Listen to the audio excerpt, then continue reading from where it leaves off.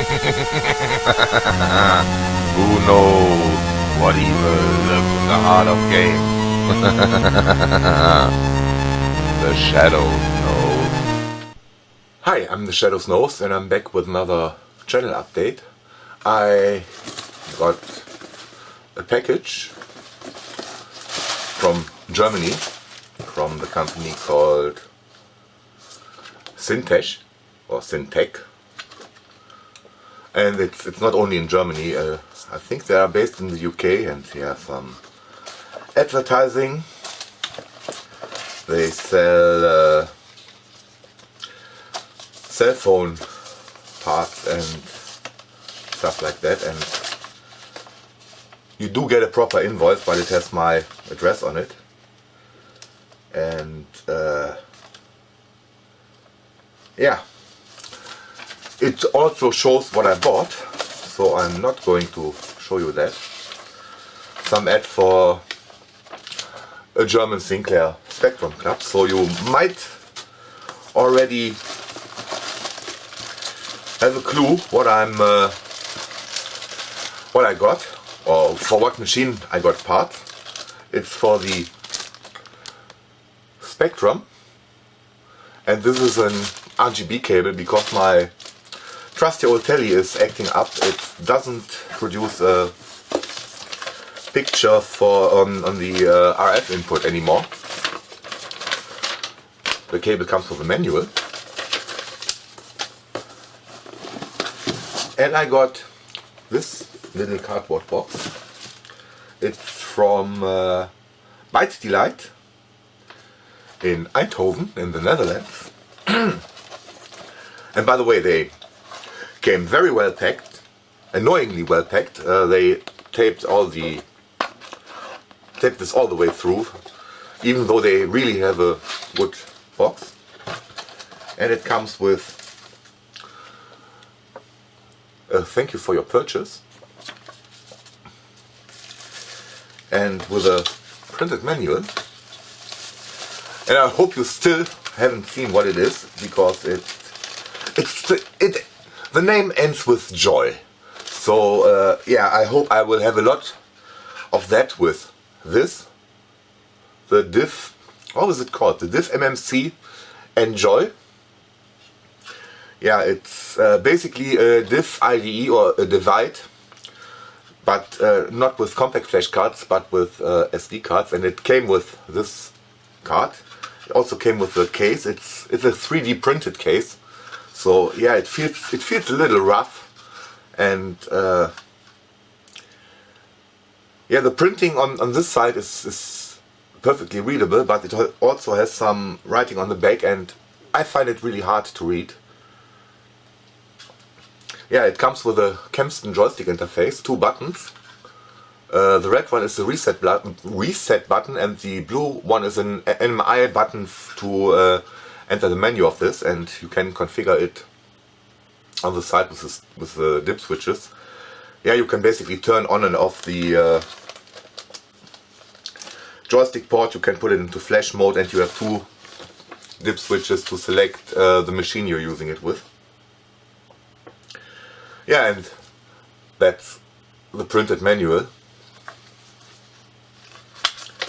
So yeah, I think it comes from a color laser printer, so tells you all that you have to know about the dip switches, about using it. It can use, let me see, where does it tell? It's compatible with all Spectrum models. That's always a plus. Yeah, it supports TAP files, SNA files, and Z80 files, and SCR files. So sadly no TZX files, and I think you can flash another firmware on it, another DOS that does support TZX files, but I'm not sure about that. I think I can live with that limitation. The World of Spectrum usually supports also TAP files, and yeah, the TOSIC files you can download from archive.org, which also include the games that you can't download from World of Spectrum. Yeah, they include all sorts of files. I've seen Z80 files, I've seen yeah, definitely TAP files and also TZX files. I'm not sure if you can convert them, but I think you can. Yeah, I really want to do more Spectrum videos, and loading it from tape, even with my Raspberry Pi configured, is a pain in the ass, to be honest. So yeah, I think that's a good solution. And the reason why I bought this and I did not buy the Divide is yeah, two reasons. First of all, I wanted one with a case, and even though it feels a little rough if it's fit in the Spectrum, it looks quite nice. Probably not so nice with the grey +2, but with all others it should match the color of the case quite well. And it has the Sinclair stripes.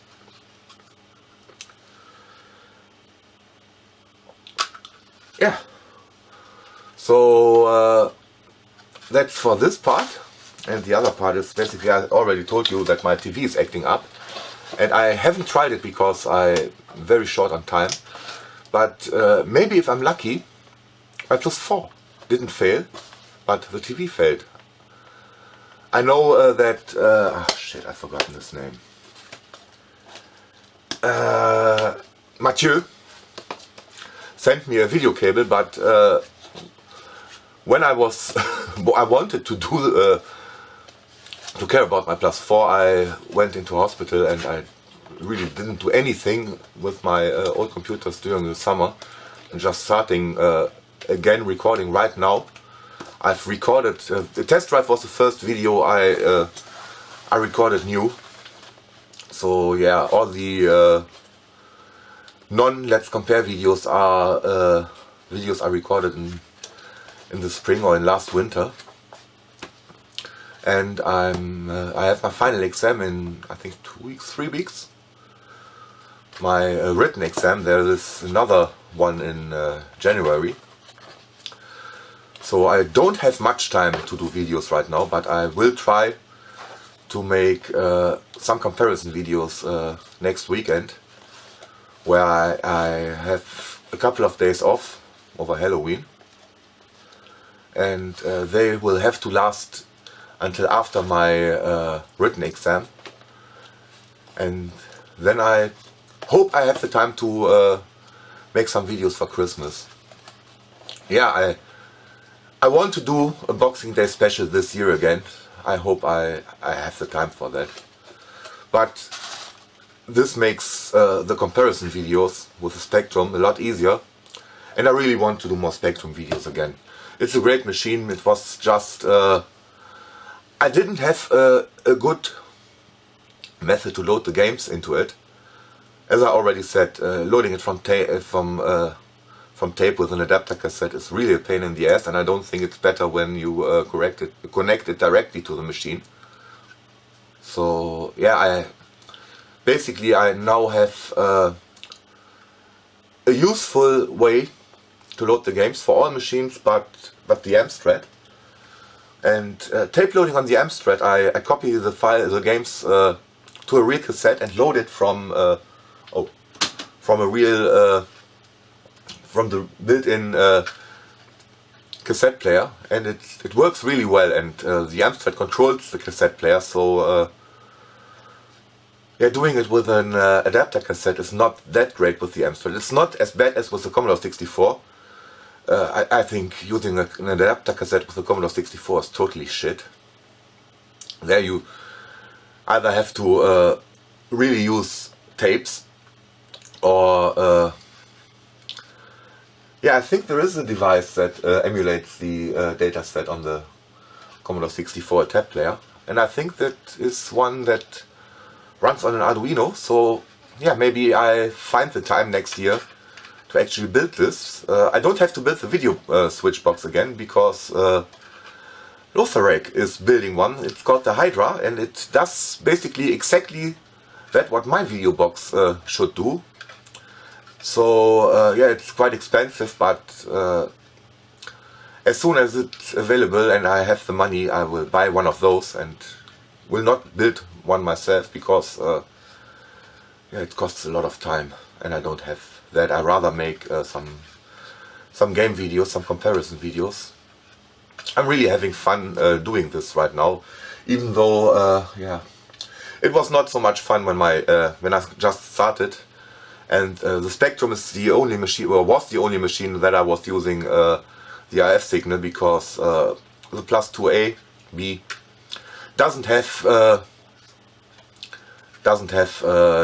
composite out signals, and it isn't as easy to mod as the 48K models, where you basically just have to cut one wire and connect it to a different point at the RF connector, and you have a composite connector.